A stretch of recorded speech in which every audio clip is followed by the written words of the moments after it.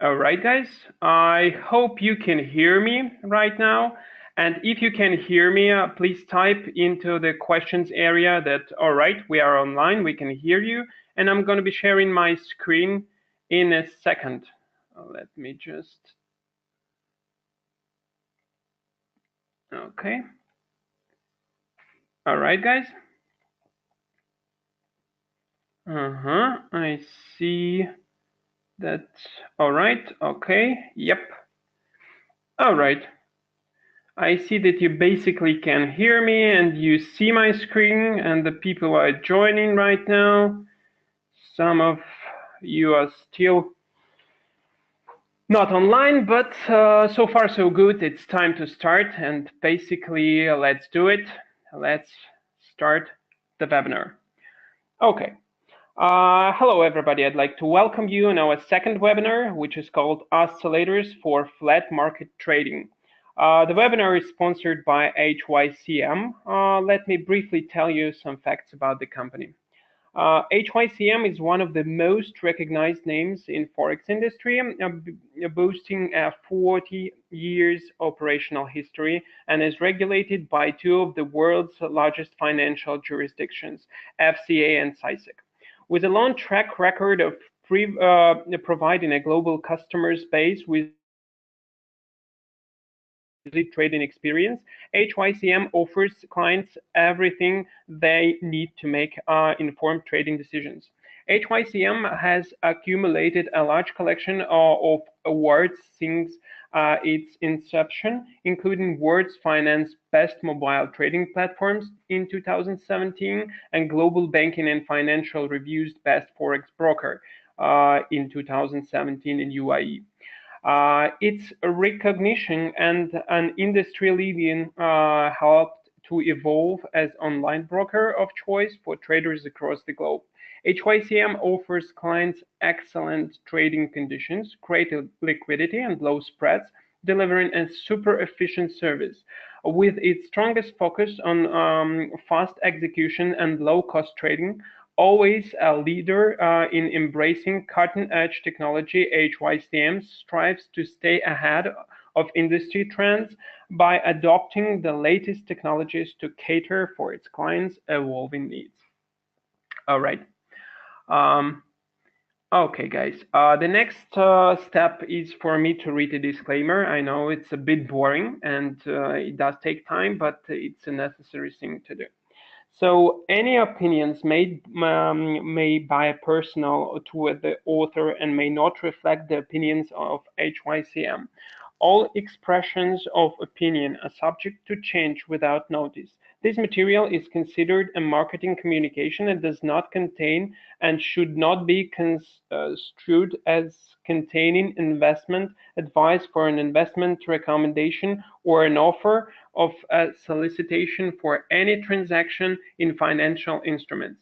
HYCM makes no representation and assumes no liability as to accuracy or completeness of the information provided, nor any loss arising from any investment based on the recommendation, forecast, or other information supplied by an employee of HYCM, a third party, or otherwise. Okay, so far so good.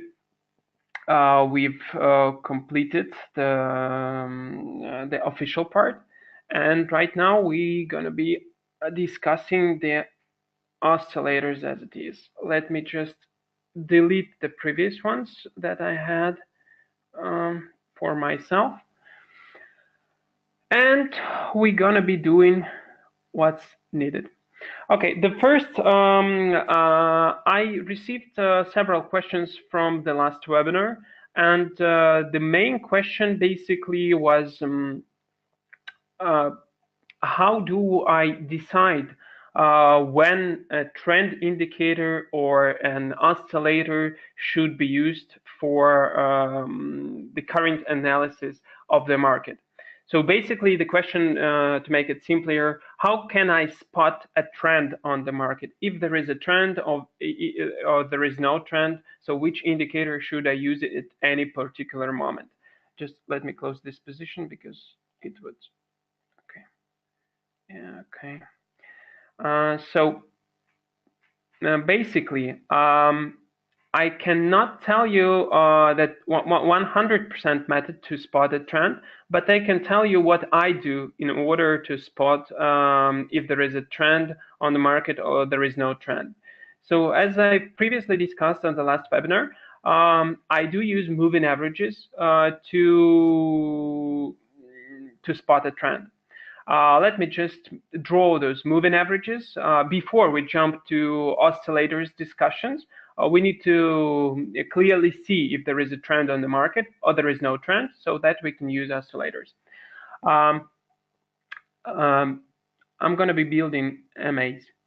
So on last time we were discussing the Australian dollar, Canadian dollar currency pair. I told you that there was a clear trend on 1 hour time frame, on 4 hour time frame, and even on daily time frame at that time. So let me just build the moving averages. What I use personally, me, I do use two moving averages with the parameters of 50, which you can see right here, and with a parameter of 200.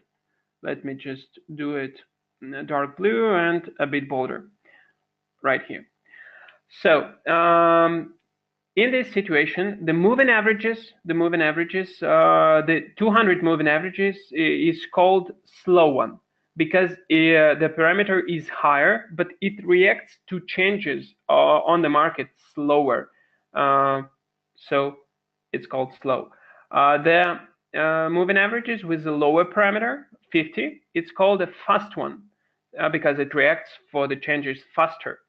And the price itself. So let's see what's happening on the market in here, right? On 4 hour, we can build it on 4 hour time frame and on 1 hour time frame. Of course, we can take a look at the daily time frame as well. But in this situation, basically, you see that the moving averages are mixing between each other. So in order to spot a trend on any particular time frame, you have to look at the order which the moving averages go. In order for us to say that there is a bearish trend on the market, the slow moving average has to be on top in here. The fast moving average has to be in the middle between the price and the slow moving average, and the price has to be on the bottom. So that's the very clear example of the bearish trend in here, that the slow moving average on top, the fast moving average is in the middle, and the price is in the bottom. So in this particular situation, from here on to here, we can basically see that the market is trending bearish. All right.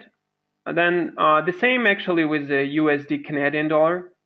In here, it's the same. Let's jump to some other.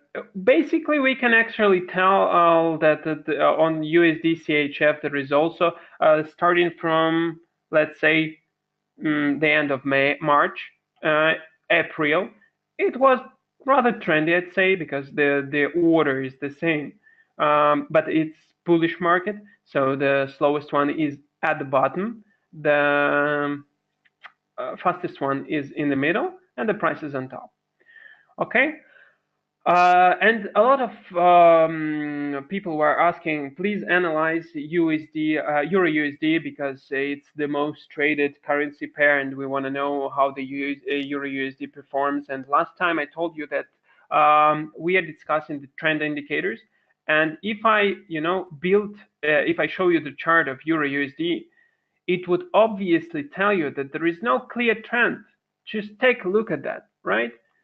The moving averages, they don't have any particular order. They're just intercepting with each other, just jumping from one side to another, and there is no clear trend in here, even on 4 hour time frame. On 4 hour time frame, actually, yeah, we can tell that starting from the end of 2017, the currency is basically going upwards. Like in this period, it was clear bullish trend in here. But when the price returned back from it crossed the slow moving average and went in here, right? There is no clear bullish trend anymore. It's more like a flat market because the price is in the middle and it usually stays in the middle. There is no clear trend. And 1 hour time frame, confirms it confirms it. So the Euro USD is a perfect pair to test oscillators as there is no clear trend. And today we're going to be discussing oscillators, and that's why today we're going to be analyzing Euro USD as well as other currency pairs. If you want, by the end of the webinar, you're going to be asking questions to me, and I think we're going to be discussing other currency pairs as well. But for now, I'd like to, to test the Euro USD. All right. But first of all, I'd like to tell you a bit about oscillators. What are they? Why did I decide to use oscillators and not, trend indicators instead? What oscillators are for and what are they designed for? So oscillators are indicators that are used when reviewing charts that are non-trending. Moving averages and trends are paramount when studying the direction of a currency pair. A technician will use oscillators when the charts are not showing a defined trend in either direction, like we have in here. Oscillators are those most beneficial when currency pair either in a horizontal or a sideways trading pattern or has not been able to establish a definite trend in a choppy market, like the situation you see behind your screens. The currency pair is either in overbought or oversold situation. The true value of the oscillator is exposed. When oscillators, a chartist with oscillators, a chartist can see when currency pair is running out of stream on an upside at the point at which currency pair moves in an overbought situation. Those simply means that buying volume has been diminishing for a number of trading days, which means traders will then start to sell commodity. Conversely, when currency pair has been sold by a greater number of investors for a consistent period of time, currency pair will enter an oversold. What does it mean? You'll later understand. We're going to be discussing peculiarities of each indicator as it is. So also a slight remark in here. Let me jump to 4 hour. When there is a flat market, usually a trader can build channels and just not the right one.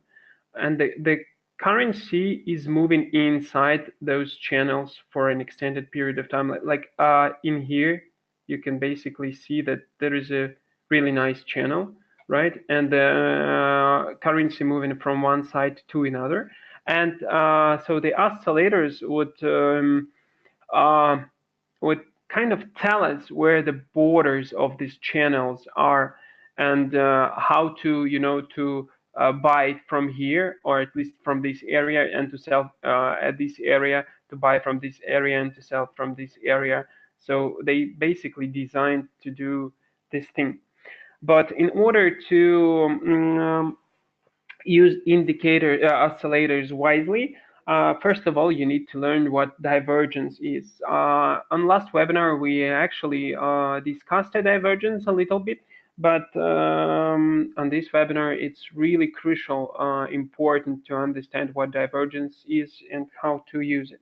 So divergence appears on a bar chart when the price of an asset and an indicator index or other related asset move in opposite direction.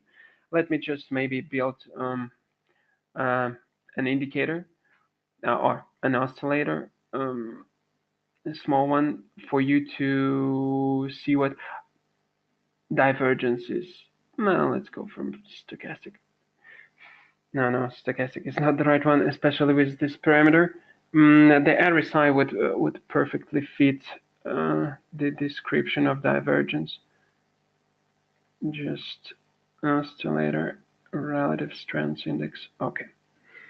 So, all right.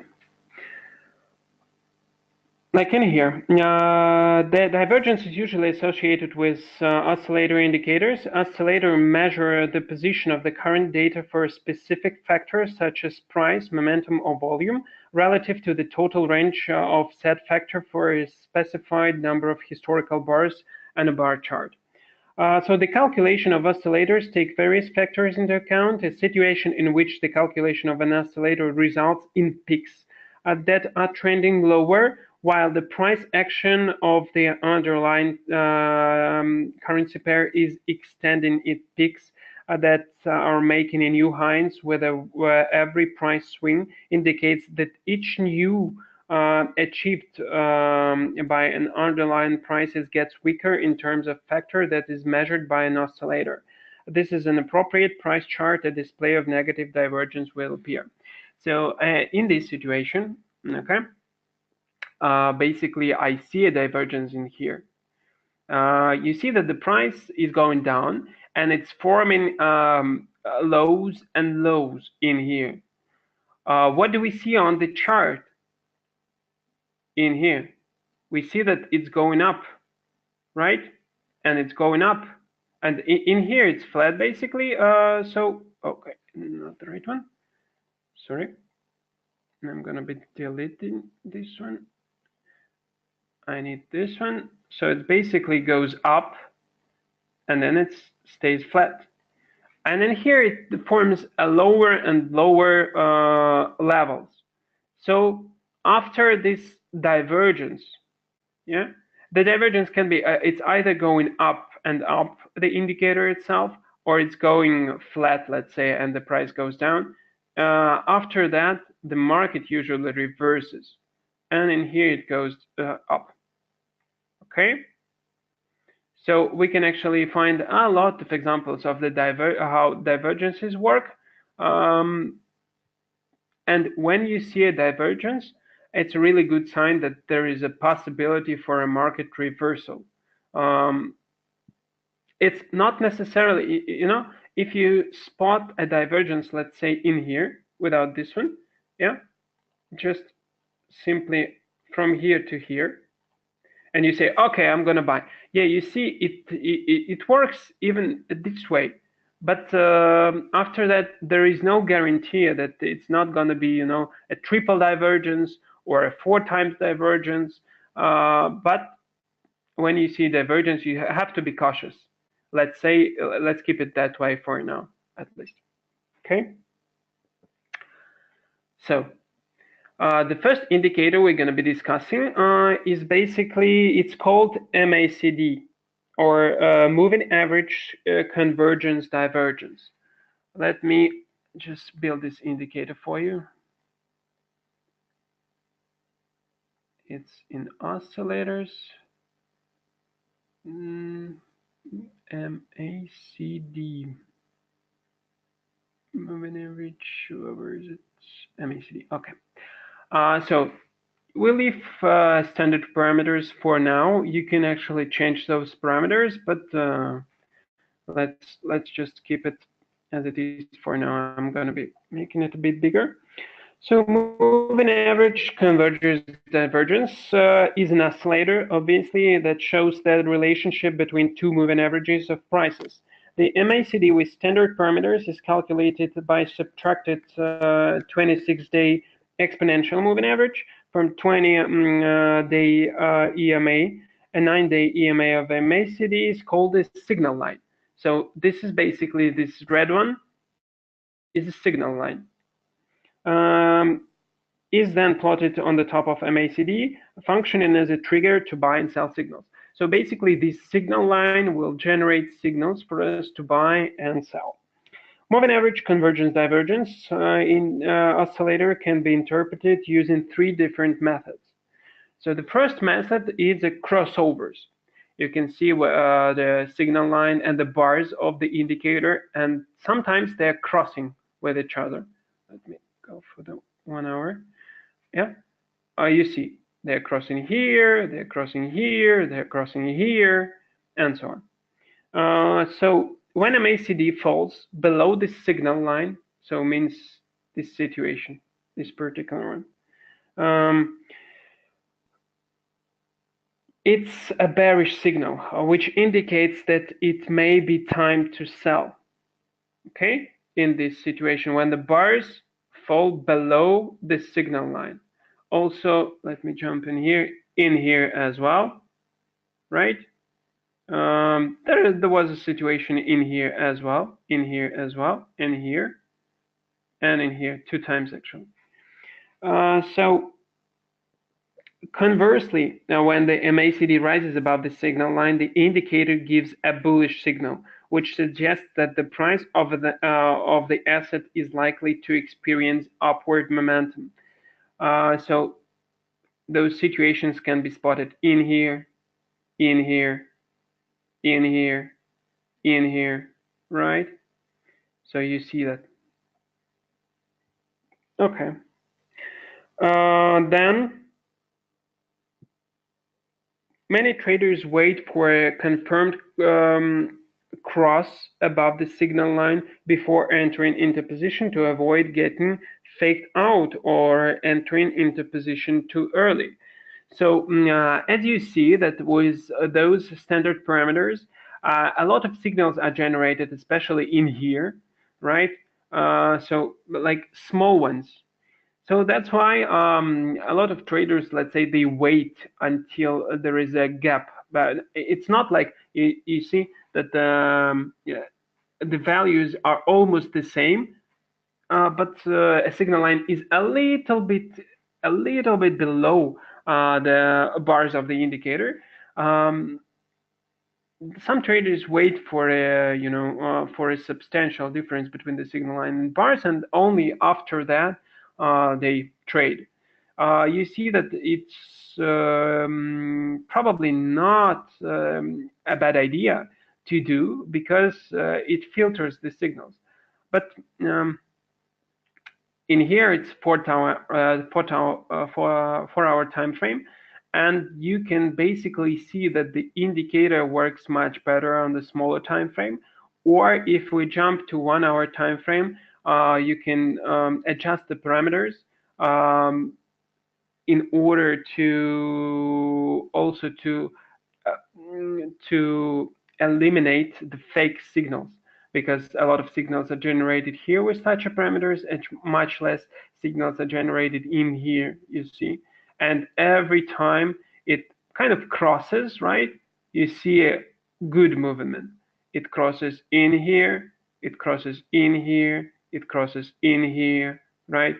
For the buying opportunities, it crosses in here, it crosses in here, it crosses in here, and in here as well. But probably that would be a stop loss in this situation, because it crossed.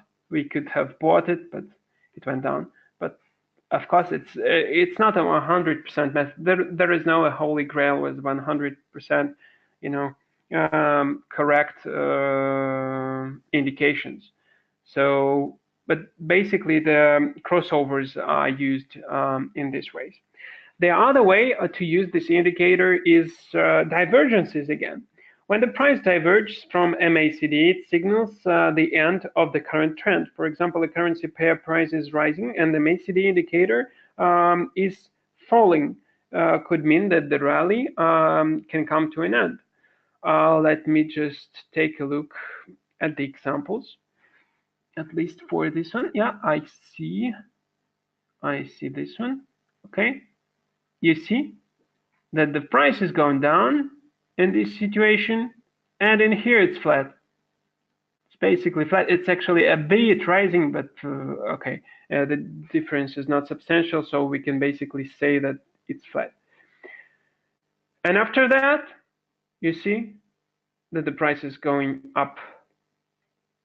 What other example? Let me just briefly take a look.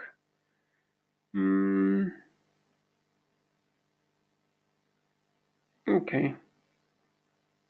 I'm not, at least I don't see it for now. Maybe on 4 hour time frame we can spot another divergence. Yeah, in here as well, you see. it's going down. In here it's flat, and it goes up, right?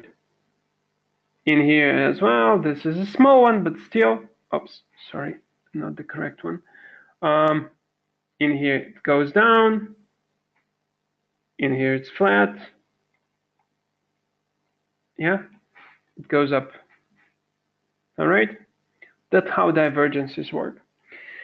There is a third way to use it. It's called dramatic rise. When MACD rises dramatically, that's the shorter moving average pulls away from a long-term moving average. It's a signal that the currency pair is overbought and it will soon return to normal levels. Traders will often combine this analysis with RSI, the Relative Strength Index, or other technical indicators to verify overbought or oversold conditions. In this example, let me see, the dramatic rise will be here when you see it rises dramatically and there is a gap. The dramatic fall would be right here. The difficulty to say that this is like overbought or oversold zone is that the MACD does not have a fixed parameters like, let's say, RSI. It goes from 0 to 100, or on balance volume, it has a 100 middle level, which you can basically put a couple of percent and say that plus 3% it's overbought and minus 3% it's oversold. In here there is no there is no calculation that you can say, okay, that's overbought, that's oversold, and this is not overbought or oversold. It's all about comparison. So this method is hard to use, but also possible if you see that, let's say, in here the situation is like that, and then the MACD is suddenly rising to its high, like going to the sky, right? You can basically come to a conclusion that it's maybe overbought. So traders also watch for a move above and below a zero line because the signals the positions of the short-term average relative to a long-term average. When MACD is above zero, like in this situation, right? It's here is a zero line. I can put this zero line in here. When the indicator is above it, it means that the short-term trend became bullish, and basically you can buy in here. When it falls below the zero line, it means that the trend is changing to bearish, and you can basically look for sell opportunities. Like in this situation, it would be perfect, right? It's above the zero line, you buy. When it's below the zero line, you sell. When it's, and so on and so on. So it's another possible way to use this indicator. So once again, there are 4 different ways to use this indicator. The first one is the crossovers of the signal line and the MACD bars. The second one is divergence in here. The third one is dramatic rise, like this one, signalizing that it's probably overbought or oversold. And the third one is the position of the indicator above or below a zero level. This is a zero level and the position. So there are 4 different ways to use this indicator. I would tell you that in some trading systems, I do use this indicator with the correct parameters. It's a really nice tool to improve the results of your trading. All right, so far so good. Let's jump to another indicator, or oscillator as we call it, which is called momentum. So let's build it first. Insert indicators, oscillators, momentum. It has a standard parameter of 14. We can leave it as it is or increase it. I do prefer 24. period when I do analysis for the hourly time frame. So I'm gonna go and do it this one. But once again, if you are not good with it, you can use any parameter which works best for you. The momentum indicator is oscillator, which we're going to be discussing today. The creator of momentum indicator is unknown, but Martin Pring was written much about the indicator. It attempts to measure the momentum behind price movements for the underlying currency pair over a period of time. Traders use the index to determine overbought and oversold conditions and the strengths of prevailing trends. The momentum indicator is classified as an oscillator since the resulting curve fluctuates between values about 100. Yeah, you see, basically, let me just put 100 level. Okay, properties and not the right one. Sorry. I'm gonna be just horizontal line properties. I'm gonna put the value of 100 in here. Okay. To enhance value of trading signals, the blue line is the momentum itself, this blue line. The red line is 100 line. The momentum is viewed as a leading indicator in that it signals foretell that a change in trend is imminent. The momentum indicator is regarded as an excellent gauge for market strength. A shorter period setting will create a more sensitive indicator, but will also increase the choppiness and the potential for increased false signals. That's why I chose a 24-hour, 24 period. And once again, how do we use this indicator? It's the best way to use this indicator is basically divergence. Once again, in here, what do we see? Let's jump, just of pure interest, let's see whether it was a divergence in here. No. In here, you see that we spotted a divergence on MACD, but on momentum, there is no divergence. But on the contrary, what I do see here is that the price is going up. Let me just delete this one. Okay. Anyway, the prices goes up in here, and on momentum indicator it's flat. It goes down a bit, but let's consider it to be flat, right? That's a divergence, and after this divergence was made, the currency goes down. Now in here we spotted the divergence. This divergence is from MACD, and in here. Yeah, in here as well. So there was basically flat. In here there was a divergence, small one, right? And in here it was more like a flat one. And the currency goes down. After that, after a slight correction, it goes up. What else? Let's take a look. All right. So far, so good. I can't basically see. But anyways, those two examples is going to be enough for you to see how the indicator works. Yeah. So basically, you spot a divergence between the chart and the indicator, and you can basically come to some conclusions regarding which way you should trade. All right.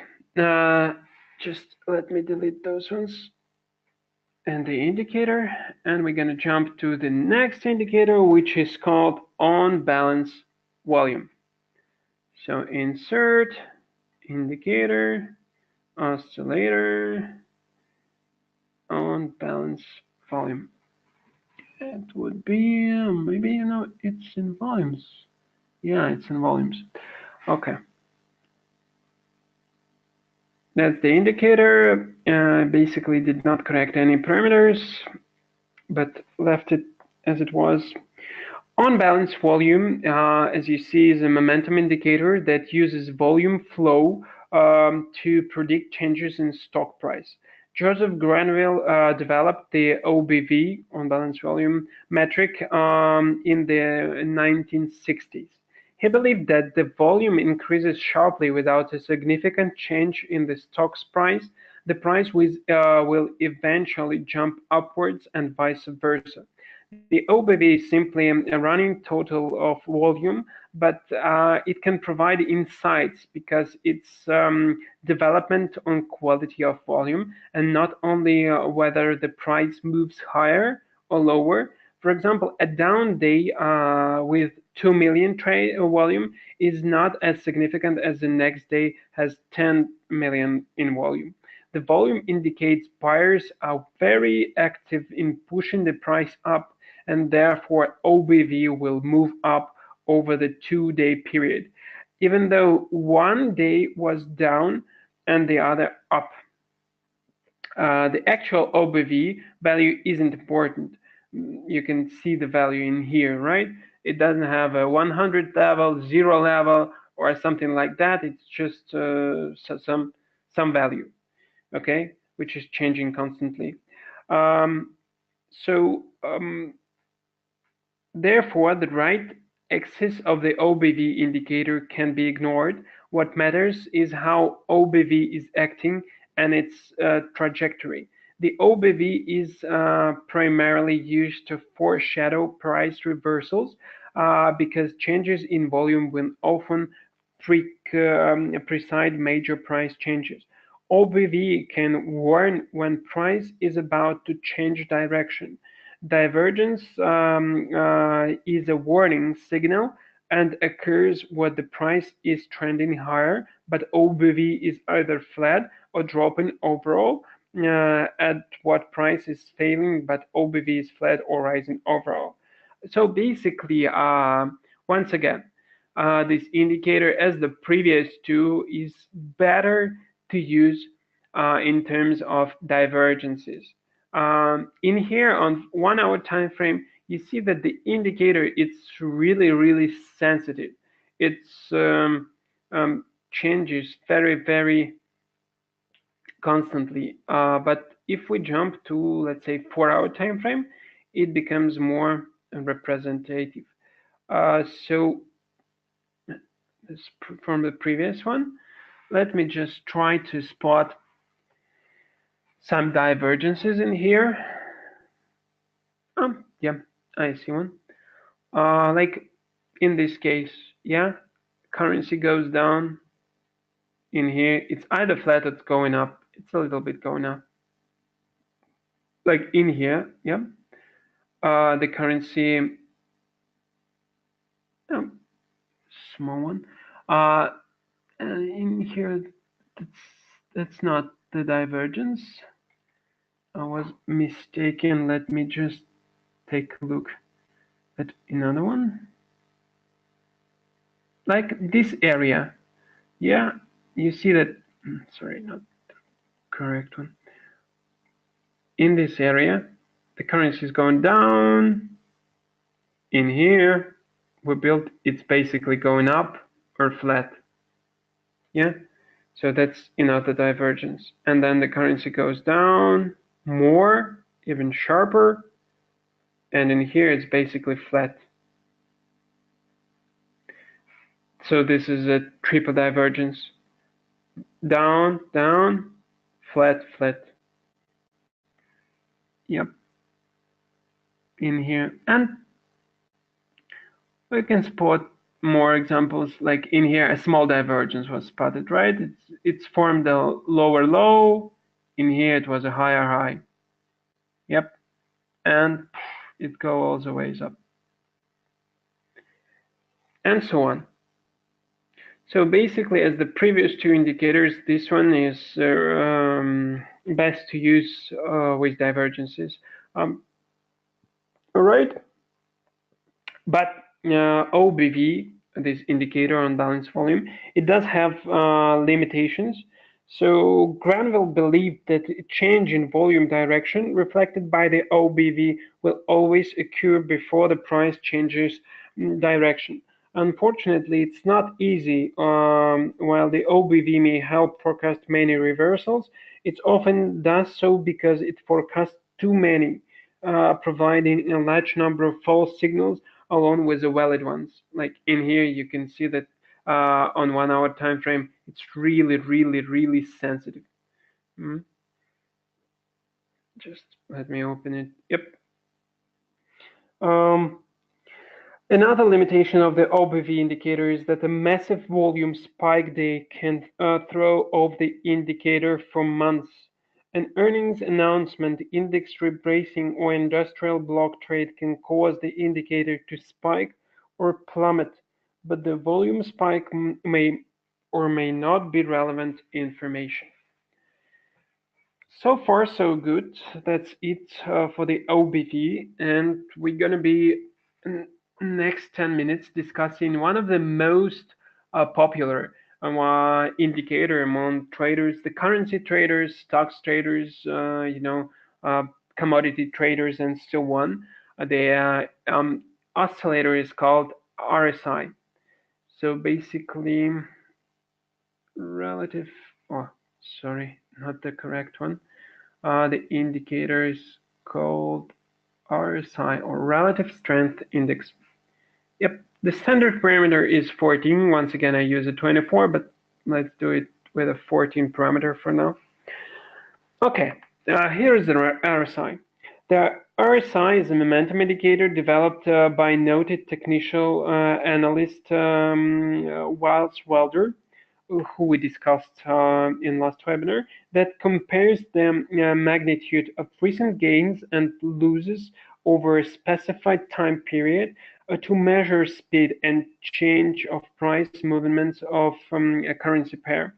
It's preliminarily used to attempt to identify oversold and overbought conditions of the trading of the asset. Basically, you see that the measurements of this signal is from 0 to 100 level. RSI provides a relative evaluation of the strength of a security, recent price performance, thus making it a momentum indicator. RSI values from 0 to 100. The default time frame for comparing up periods is drawn is 14, like 14 trading days. Traditional interpretation and usage of the RSI is the RSI value of 70. Let me just draw it. Oh, let's assume it's 70. And another one is 30. Those levels are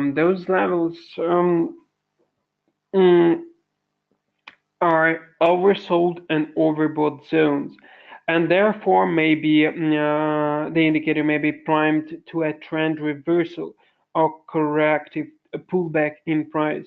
On the other side, RSI values, RSI reading of 30 or below is commonly interpreted as oversold or undervalued condition. These may signal a trend change and corrective price reversals to the uptrend. So basically, how do we use this oversold and overbought zones? When the indicator touches or goes above the 70 line, that's a possible signal for a future reversal, right? Or at least a correction. In this situation, we saw that there is a correction started after a bullish market development. After it touched and went a bit above the 70 zone, it started a correction. At some point, like in here, right, also a correction started, and even a sharp, down trend, down development. Then it touched the 70 level once again, and the correction started, after which we went down. We went down until it touched the 30 level. When it touched the 30 level, once again the correction started with a potential for the bullish development. And when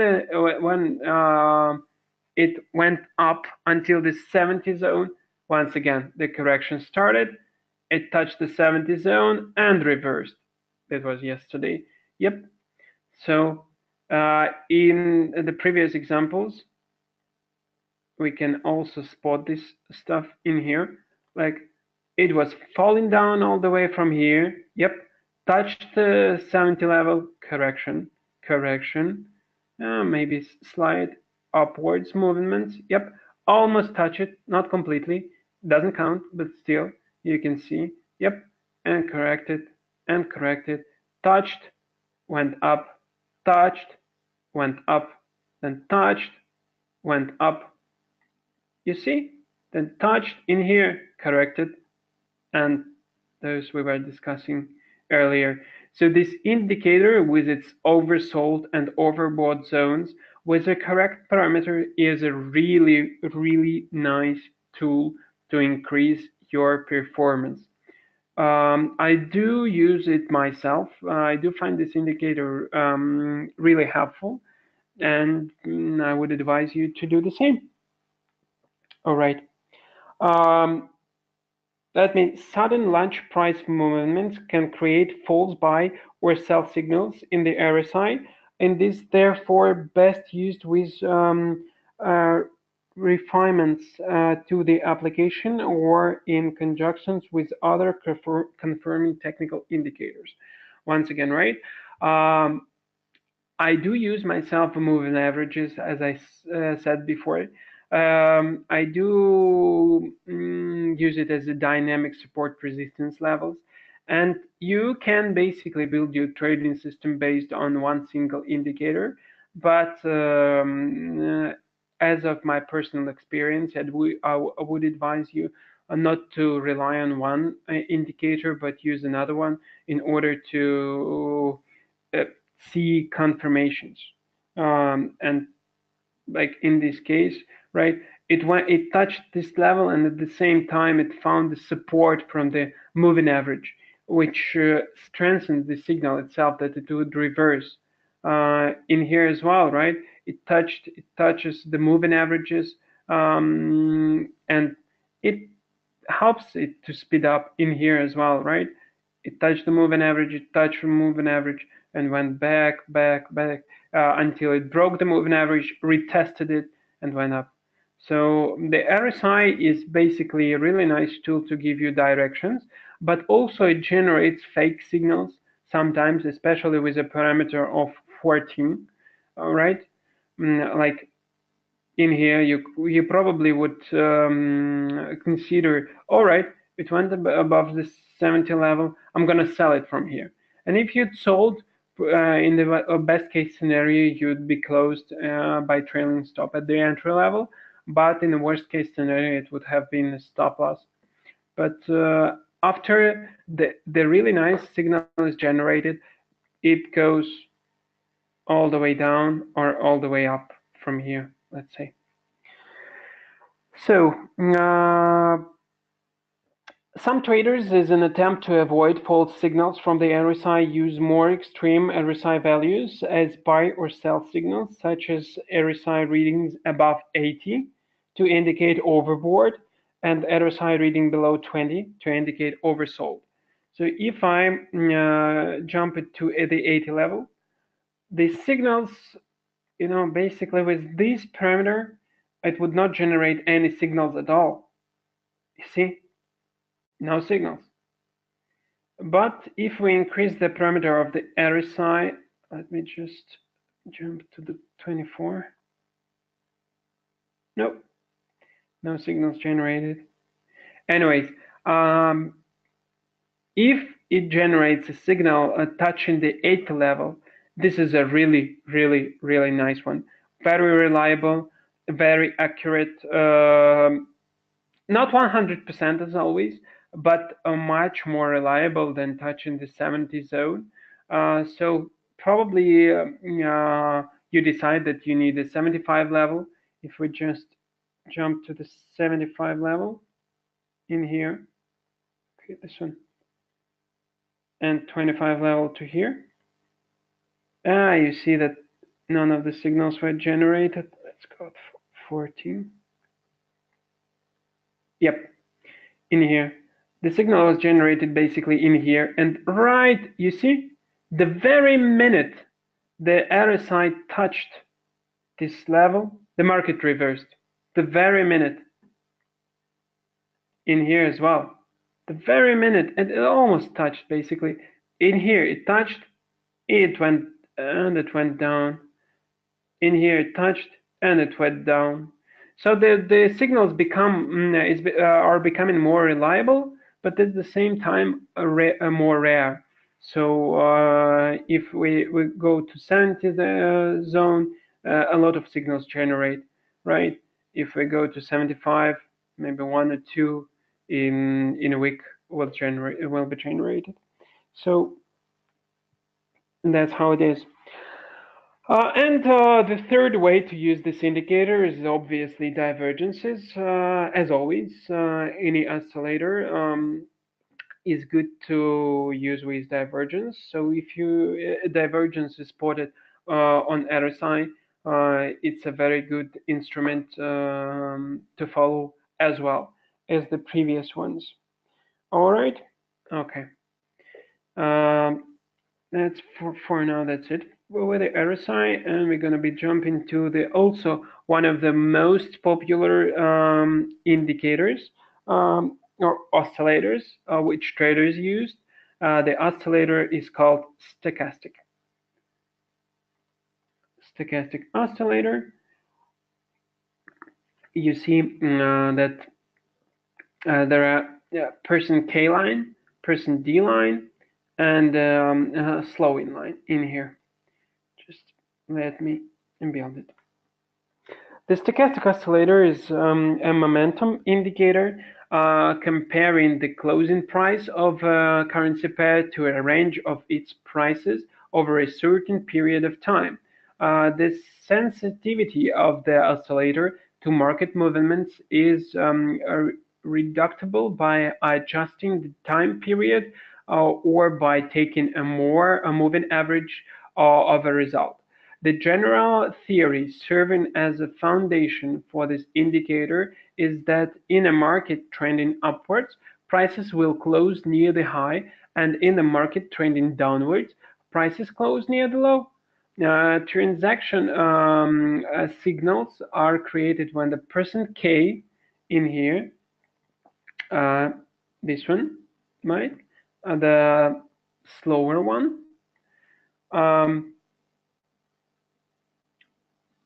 It crosses the percent D, the faster one, with a period of 3.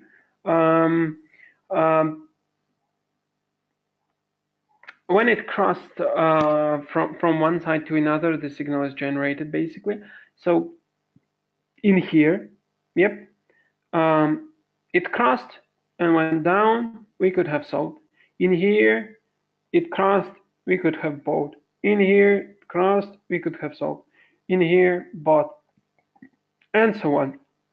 So basically, the idea is, as with MACD, when the lines cross and change their direction, that's a signalization that probably the trend is changing, and you have to take action, right?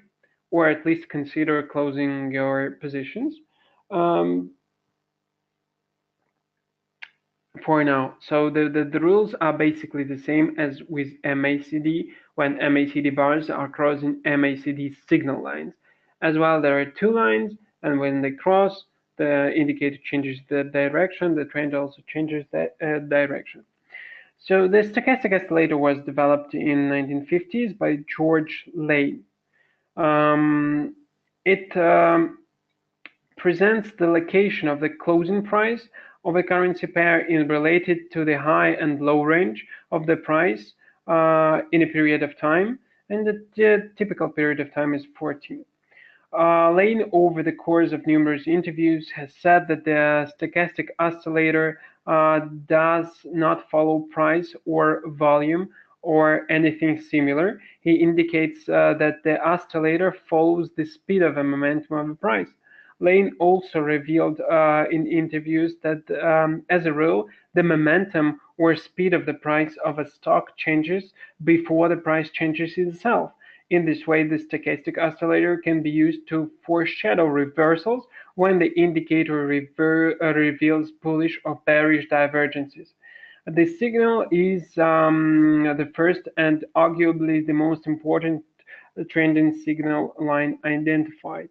So, as it is, divergences can also be spotted on this indicator, and they do work and work nicely when you analyze this chart. Also, as RSI stochastic indicator has overbought and oversold zones, but it's not 70 and 30, but 80 in here. Okay, almost. And 20. You see, with these parameters, it's more sensitive. So that's why the oversold and overbought zones, they are more sensitive as well. So in here, when the indicator goes in overbought zones, market reverses usually. When it goes to oversold zone, market reverses as well. And you see that it kind of goes as the RSI goes as well, right? At least it may not go all the way up or all the way down, but at least the correction starts.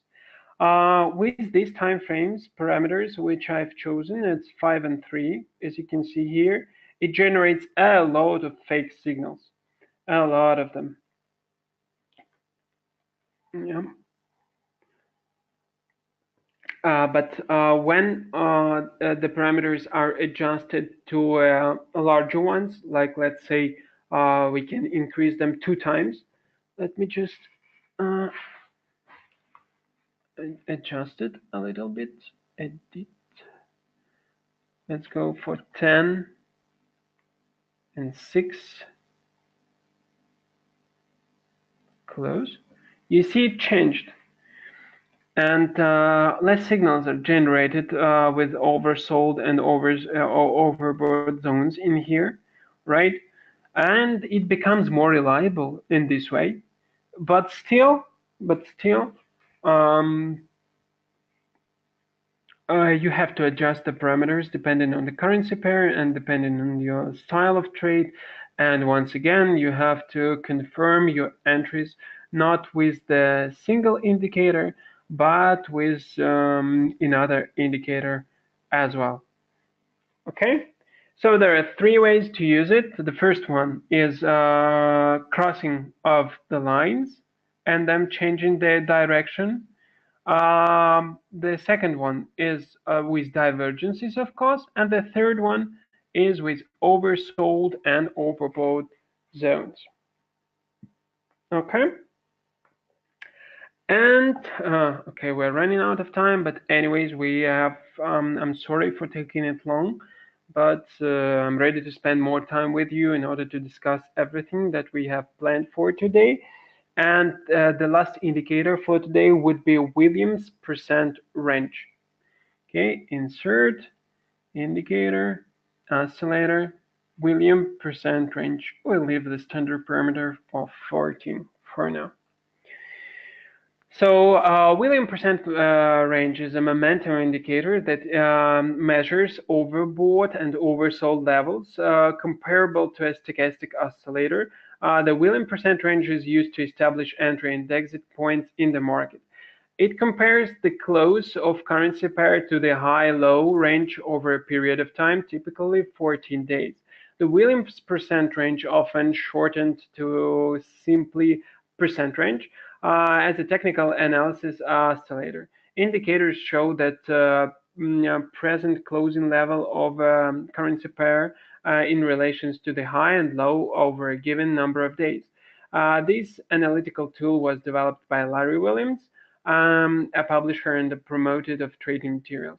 The percent range, Williams percent range, is a popular indicator because of its remarkable ability to signal a market reversal at least one or two periods in the future.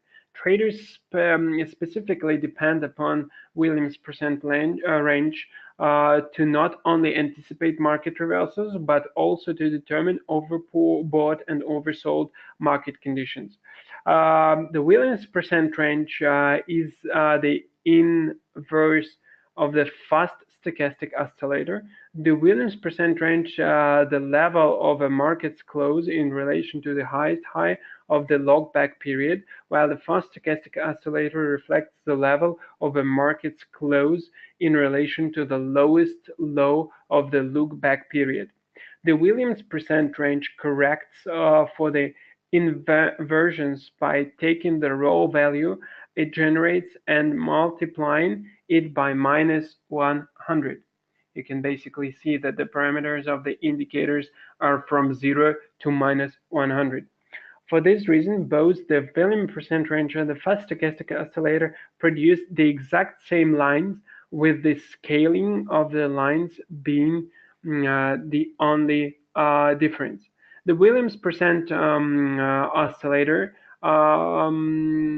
ranges from 0 to minus 100. When the indicator produces readings from 0 to minus 20, okay, let me build a minus 20 line from here to here, exactly. This indicates overbought market conditions. And when reading goes to minus 80, it's somewhere here, okay. It indicates oversold market conditions.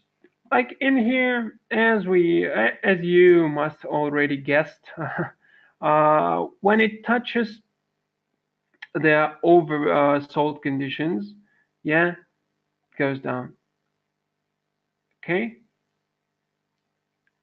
If it touches the oversold, it goes up, and you can basically see how it works on this market, right? Touched, went up, touched, went down, touched, went up, touched, went down, touched, went up, and in here, like I here didn't touch the 20 minus 80 level, so it doesn't count. In here, it touched, it went up. In here, touched like this one, went down, and so on, and so on. And it sometimes generates fake signals, like in here. Yeah, it touched, it didn't went down. Simply a correction started. In here, basically it went up, but in here, it's also a small up movement, and then it fell down. And here as well. So, as always, it's a useful tool, Williams percent range, which can be used in your trading systems with its oversold and overbought zones. It's a good tool to increase the performance of your trading system. Also, it's quite useful to use this indicator with divergences, right? As always, we can spot a divergence, let's say in here, okay? And in here, oh, no, sorry, the wrong place. From here to here. So the currency is basically falling in here it's growing, and boom, it goes all the way up. Also, there are other examples of the divergences, which work for these indicators as well as for the previous ones. So to summarize, divergences can be used on any particular oscillators on the market. Also, some of the indicators like the Williams percent range, stochastic RSI, They do have oversold and overbought zones that can be used for your benefit. Also, MACD and stochastic oscillators, they do have the lines which cross and change their direction, and which can be used for your benefit as well. Those are the main three ways to use oscillators on the market. So far, so good. That's it from the informational part for today. It took us a bit longer, but it's okay. Guys, if you have any questions, I'm ready to answer those questions. You can type those questions in the area that you can see, and I'm ready to answer it.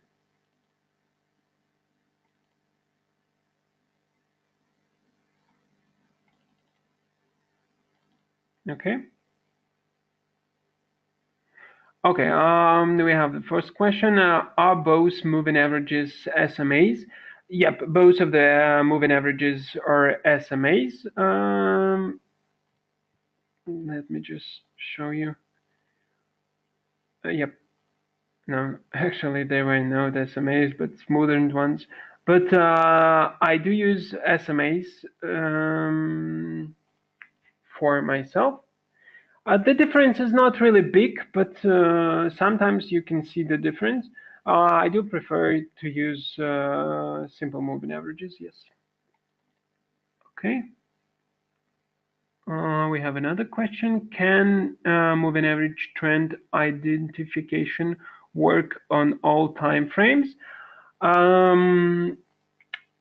I think yes, but you see that on daily time frame, if you're, let's say, if you're an intraday trader and you trade on let's say 15 minutes time frame, you would need to take a look at the trend, if it is a trend on, let's say, 15 minutes time frame, 30 minutes time frame, and 1 hour time frame. Okay, you don't need to take a look. You may, but it's not really relevant whether there is a special trend on a daily time frame if you are trading 15 minutes. Yeah, if you're trading 15 minutes and the average position which you hold is like 3-4 hours, it doesn't really matter which time frame, which trend is there on the daily time frame, but you need to check, let's say, a couple of intervals above the time frame you're trading. Like if there is 15 minutes for you, you check 30 minutes, 1 hour, probably 4 hour time frame, and you're good to go. But moving averages work on pretty much any time frame. Like you see, I've opened a daily chart of the Euro USD, and it works here as well. Yes, on 4 hour time frame as well. There is no trend at the moment right now, but on daily time frame, it's more bullish uh, than bearish, obviously. And right now, the slowest moving averages is at the bottom. The fastest moving averages is in the middle, and the price is a bit above those two moving averages. So we can consider that the long-term trend spotted on daily time frame is basically bearish. Yes. Okay. All right. Let me see. Do any of you have any other questions? Okay. Okay, guys. I don't see any other questions. So far so good. We're gonna be okay. There is another question: how to set take profits and stop losses using SMAs. That's not the topic of this webinar. I'd say we're going to be discussing trading systems and how to use it, trailing stops and stop losses and take profits in the fifth webinar, which is going to be on the 8th of May. And this question would be covered on this webinar. So I would advise you to attend this webinar as well. And I hope you would find the answer to this question in this webinar. So far, so good, guys. Thank you for attending the webinar. We have a quiz for you, and after successfully completing the quiz, you'll receive a certificate from HYCM to your email, which you can, keep. You can share in social media, and the certificate would basically tell that you've successfully accomplished this webinar and you have enough knowledge to use